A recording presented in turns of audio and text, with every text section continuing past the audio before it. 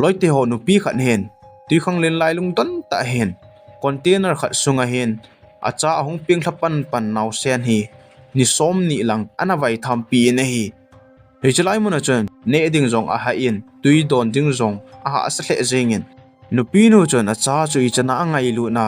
ipiti bola ipiti hung po do thea hung su cha theyam thusim hi azon chan geina na ngai dingwin ka hin ti me movie ki pan hen wadung lai lung ta container chung khan hen nupi khat naw sen khat hi ki mu in hi nupi nu chon naw sen diaper chu tuila chana ga pai tan hele tuila chu chon nga ho chana hin vop jeng ta wen nga ho na vop jeng mu phan na nupi nun jong alung gel chon hi chu nga ho na du a hele hi chu nga an chen ki mang hen lang nga ho ki than hen lang nga ho kho kinel le tin lung gel a hin nei tan hi fa chana man jong thi khan hi khawin ne khin ni ti chon a na kon chon acha diaper chen pi pun tuila pa ya nga hon avop chu aman jong ho cho kho ta na hin la pha so thim ta kho zo win jong nga ho cha khat cha hi a hin man thei di pu na hi nupi nu hi chlai na hi ni som le ni nga hi atling tan ama jong akil ke hle jengin hi cho ki mat lo wa le thei lo ding hi atien hi ti chon a thi cho yo chon nga ho cha vel in a kho jengin a hin la man thei mong pu na hi le ama gil kil keu chu hilowin naw sen jong chu agil akel the asing ta na hi hitia nga ma thelo phana jana ma jong lungim ta chana ta a hi le hichipe don ta chana chunglang pe hen le na khat hi ahung leng ta na hi ni hi za zowa le na khat ahung len chu ama zo atha no min fidang jong a sein hiti chun gan na thei bangin container sung chuna leng lu nen tv khat ni hian chimin a glass a hin choi den ahung po do ta na hi le ahung po do na chun container ahung po do na a him ho chun amal pi saw ta pi hi at ke pi kitan thisan hi adim jeng tan alel na ki ka ala chun athisan chalon tho jing in hi le atha jong hi a be jeng tan ahung po den ti chun glass a chun ni sawa a chun len na chu asal sa tan a hin la achunga len na chun nupi nu chu amumo mong po wen he jong e pha po wi na hi hitia len nei na het phalo pha na chun aman jong alel hle jengin container sung chun chi lu nin container sunga tv sunga a hi ho chu ala in zu donin hiti chun akyang ki su kha na lai chu aki pui ta na hi phachom khat zo hen ngamat na dingin wire khaw ho chu akan khom net ni asimin ngamat ding hi atikit ta na hi nupi nun jong net cho hin sem chai tan jingnu kha hen ama jong jing ka amata hen apam long chon hong po den hiti chon net cho do en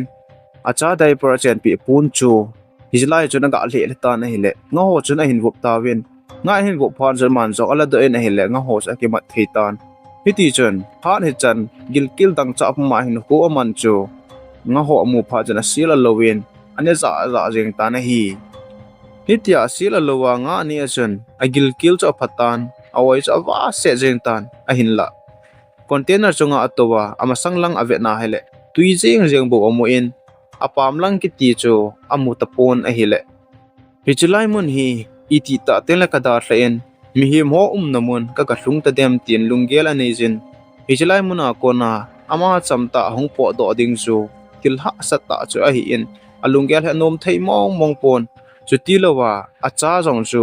ipiti ka bolen ka hu hing thei dem ka ki hu hing thei hon dem ti lunggel bo chu hin hi jong le I chan plan gon jong le tui lai lung ta hitia container khat se chunga amani acha to hon chu min a he na hung hol ngal jeng hon lowa hele su cha na ding chu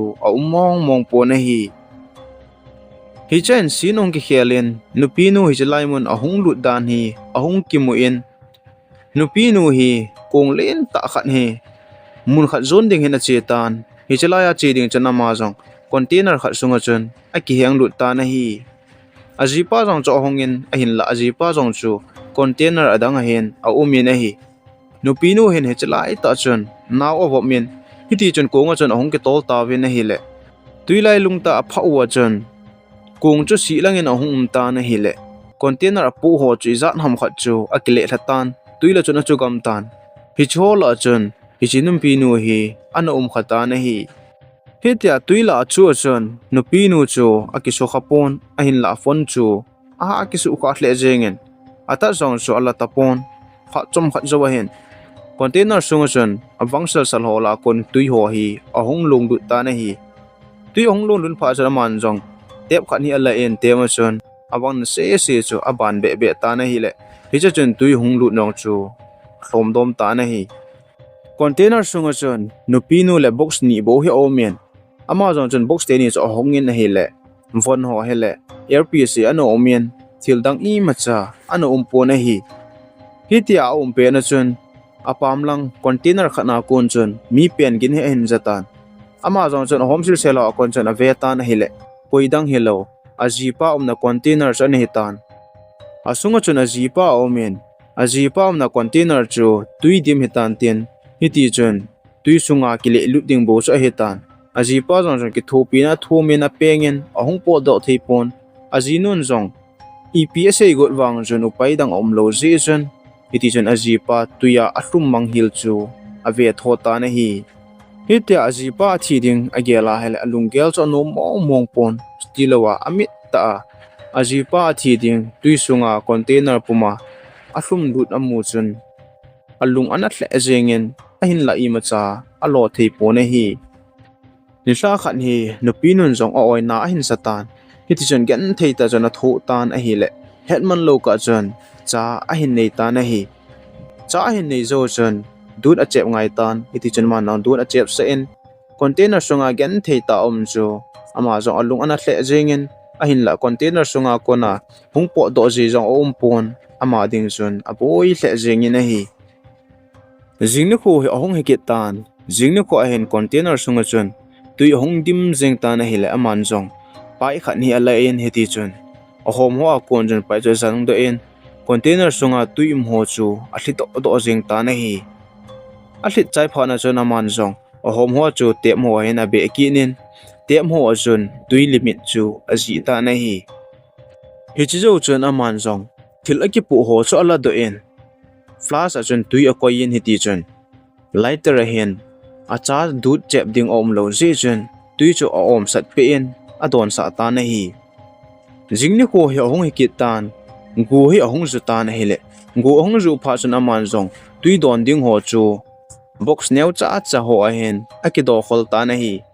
hijo chun aman jong container chu achung be he an homa apulanga po do ding tin lungel he nei tan hiti chun a hin bol ta na hi le na an na in po do na the a hom lin thim khan hi a hin kya do ta na hi hana che chen a hi le haptani walang hi ahong he tan acha zon chun hu a hin he tan hiti chun aman jong ngamat na ding ho hi a hin sim jeng ta na hi le movie ahong ki patna ngamat na hin sim chu hi chalai cho he tan hiti chun aman jong nga hin manin nga cha sila lowe na hin ne tan hiti chun iam tia at tui ahong le kha container chu a hin thup kha hele acha su cha na ding atien acha na ding jong hi pung neu cha khan hi asim pi ki ni ne hi hiti chun ama jong ahong jeng tan ni hla khan ni a phone cha ve ki ta na hele a phone chu ata se hin la ki ta ni ti chun call he abolen mi he khyo pi ta na hele a battery hi ahong be ki ta na hi battery a be phan chun a charging na di pon boi hle jengen tui lai lung ta lut kha hi ta ji chun koiman jong a hepon ama jong apa ma epiti che ding ham ima cha he lo je chun hejlai mo na lo wa hele thelo hi ta ji chun hi ti chun a so hen tin container chun apum jeng ta na hi a hi chu cha chu nei da hen lang a cha chum da hen lang hele upai kha chu the a hen a hin la a cha lung se ji chun a cha da tha lo wen hi ti chun a thi ka a atien a pi jeng ta na hi nupi nu lung gel chun kichi chi hen lang hele apam lang khat to hi ki so do en tin lung gel cho nei a hin la so chan chun tuyong cho len che jengen apam ki ti him chu amudo mong tapon ama jong alung a kham hle jengen ni ho so chan chun container sunga tuyum jong chu a limit sim ne jong chu a hin khel ta ni ti tu hong tam chen a zo na te la container chu tui sunga chu hung hlung dim bo che tan ama dinga he lungel nup na him he lowa a he tai ni sa khan hi nupi nu jong a ki gel tan thile thi dam la dam atien he chelai container hi da tha chop jeng ding he ati tan iti chon a cha chu kung neo cha sim pi chuna lup sen po do jing ding ati ta na hele hita po do got lai ta chen container sunga ajipa en a I tia manglo dinga na pi thil chu a hai a hin gel do tan hi chen gel do pha jan ma jawn da thla jing ding cha nom pon hi chigala ding chen asung choga lut ta na hele tui jong cha na dim jeng tan aga lut chop jengin aga la got tan a che ta na hele hitia thil aga la pe lai ta chen anoi langa kha ho a chen a keng chu ong ki helpel tan ong ki khit tan ong o den ta na hi hitia a keng o phan chen aman jong agan theba sa do ding a tin hi le asa do thei pon anoi langa kenga o chu a ha ki hi che en hi le tu yong cha hlum che jeng tan ama jong chu ak che lu nen keng chu thlam ding tin ra thlam thei ta pon a hai lel wal jeng pha na chen a chung lang chen hong po do kin in hi le container chu tui chen a thlup jeng ding bo he tan hi chu kila do wa lo wa hele container sunga cha ma chu thi jeng ding bo che he tan a boi le jeng in hi alang khana naw sen chu apam lang chen o min hele tuin container a hin thup phana chen ama rong a cham chen hi ti chen tuila chen a ki tol ta na hi nupi nu na container chu tuin a hin thup tan